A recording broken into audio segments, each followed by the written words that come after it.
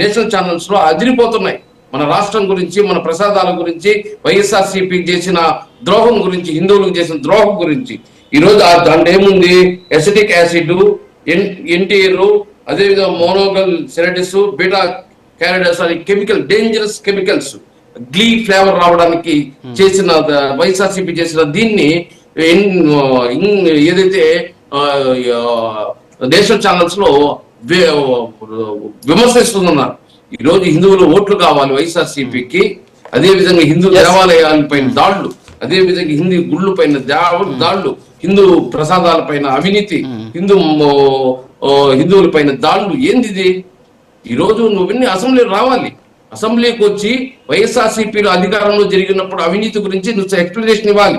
ఈ రోజు ప్రభుత్వం ఏ విధంగా నడుపుతుందో దాని గురించి క్వశ్చన్ చేయాలి. అవన్నీ బాధ్యతలు వదిలేసి, గాలికి వదిలేసి నువ్వు మీడియాల ముందు, టీవీల ముందు కూర్చొని ప్రెస్ మీట్లు పెడుతుంది కరెక్టా? అసెంబ్లీలు ఎందుకు ఇచ్చారు? ఎందుకు పెట్టారు? లక్షల కోట్లు ఖర్చు పెట్టి ఎందుకు ఓటింగ్ పోతున్నాము? ఈరోజు చట్టాలు ఎందుకు చేసుకున్నాము? అవన్నీ ఎక్కడ మాట్లాడాలి? టీవీల ముందా? టీవీల ముందు మాట్లాడేందుకు మా ఓటర్లు ఉన్న ప్రతినిధులు మేము వచ్చి మాట్లాడతాం. మీరు అసెంబ్లీలో మాట్లాడండి. అక్కడ చరిస్తే మేము కూడా రియల్ ఫ్యాక్ట్స్ తీసుకొని మేము టీవీల ముందు మాట్లాడతాం. లేదు మేము చెప్పేదే మేము కరెక్ట్ అనుకోని ప్రజలు, లేదా మీరు చెప్పేదే కరెక్ట్ ప్రజలు టీవీలో ఉండడం. అసెంబ్లీలో కూర్చొని మాట్లాడి ఏదైతే ఈరోజు అవినీతి గురించి కానీ, మీరు చేసిన అవినీతి గురించి కానీ, మీరు చేసిన దుర్మార్గుల గురించి అడుగుతారు, దానికి సమాధానం చెప్పండి. అదే ఇక్కడ ఏం అవినీతి జరిగినా ఏమన్నా మీరు క్వశ్చన్ చేయండి. అప్పుడు రియల్ ఫ్యాక్ట్స్ ప్రజల్లోకి వస్తుంది. కానీ దాన్ని పక్కన పెట్టేసి, మభ్య పెట్టేసి, ఎంతసేపు రాజకీయాలు మాట్లాడుకుంటూ చివరికి ఎక్కడికి పోతే ఆంధ్రప్రదేశ్ ప్రపంచ దేశాలు మాట్లాడుకునే స్థాయికి వెళ్ళింది. దేవుడి ప్రసాదం కొన్ని వేల సంవత్సరాల క్రితం నుంచి తయారవుతున్న లడ్డు ప్రసాదాన్ని ఈ 5 సంవత్సరాలు దాన్ని మలినం చేసేసారు. ఈరోజు వాళ్ళే చెప్తున్నారు. ఏదైతే ఎన్డీఏ ప్రభుత్వం ఎన్డీడీబీ ఇచ్చిన రిపోర్ట్ లో ఏం చెప్తుంది?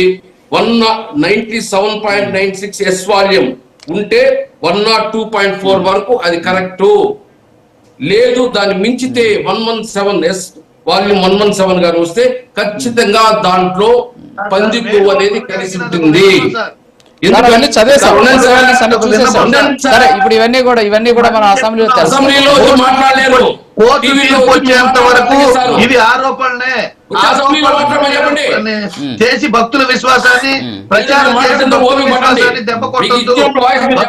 భక్తుల యొక్క మనోభావాలు మీకు దయచేసి నా విన్నపం ఏంటంటే కోర్టు తీర్పు త్వరగా తీసుకురండి. Supreme court